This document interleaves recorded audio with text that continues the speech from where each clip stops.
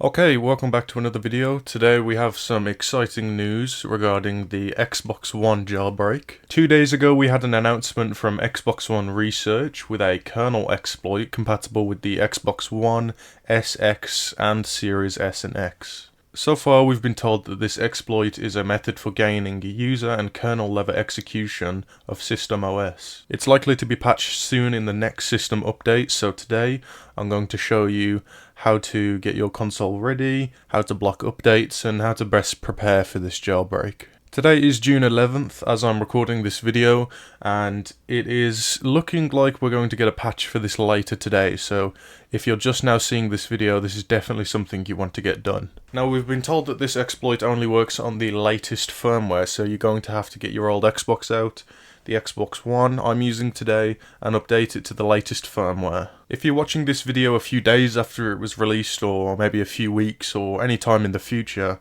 it's important to check what the current latest firmware is to make sure you're not updating to a patched firmware. My console has already been updated, but what we want to do to check if we're on the right firmware is go over to Settings. Then we want to go down to System and click on Console Info.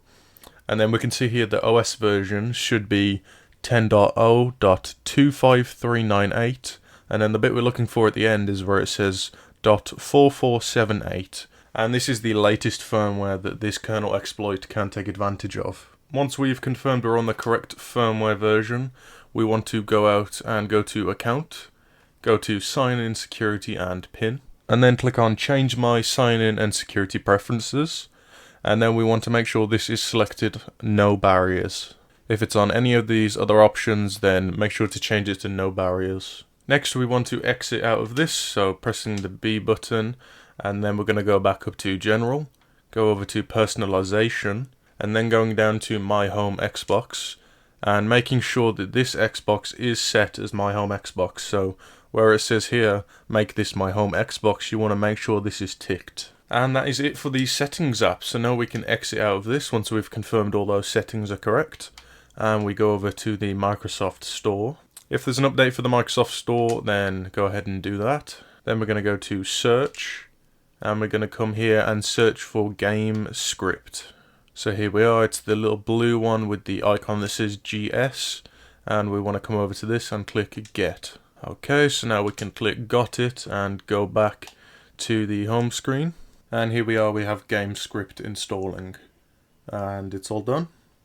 So let's exit now back to the home screen. So once it's installed, we're going to go over and launch it. We need to launch this once to make sure that the license is downloaded and cached, so this console can run GameScript in the future. We don't need to do anything with GameScript yet, as we don't actually have the exploit yet, but we need to get all this stuff ready so when it does come out, we can use this app whilst offline to prevent any future system updates which might patch the exploit. Once we've launched it, we're going to go ahead and go back over to Settings, and we're going to go to Network Settings. So you can see here I am connected to my 5 GHz Wi-Fi.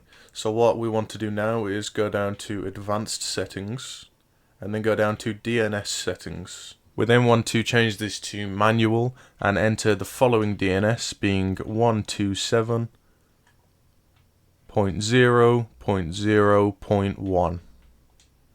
And then we can continue, and we want to do the same for the secondary IPv4 DNS. So once again, 127.0.0.1, and then we can continue.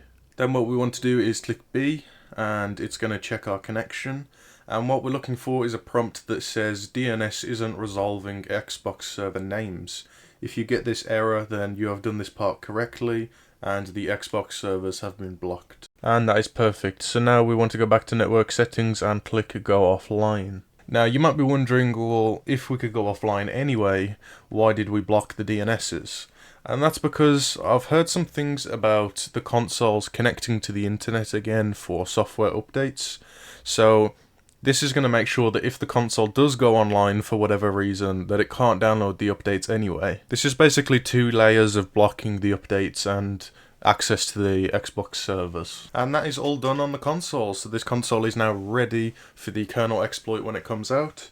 and we're done. The next thing I'd like to mention is in the game script app, we're going to have to type some stuff out in order to load the kernel exploit. If you go over to the exploit GitHub, we can see that this is multiple hundreds of lines of code, and obviously we're not going to type that in every single time to load the exploit.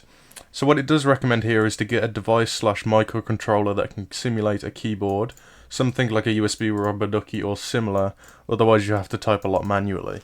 So this is definitely something to pick up if you're planning to use this exploit. I'm looking at a way to get this working with the Raspberry Pi Pico or the Raspberry Pi Zero, so if that is something you want to see, leave a comment down below, and I'll get that video done. That is about it for today. We have been told that this is not a full jailbreak. All this allows us to do is run homebrew, potential game mods, and things of that sort. Currently, the exploit on its own does not let us run backup games, so no piracy for anyone who wants that. That's just not possible at this stage. I could maybe see this developing into something better in the future.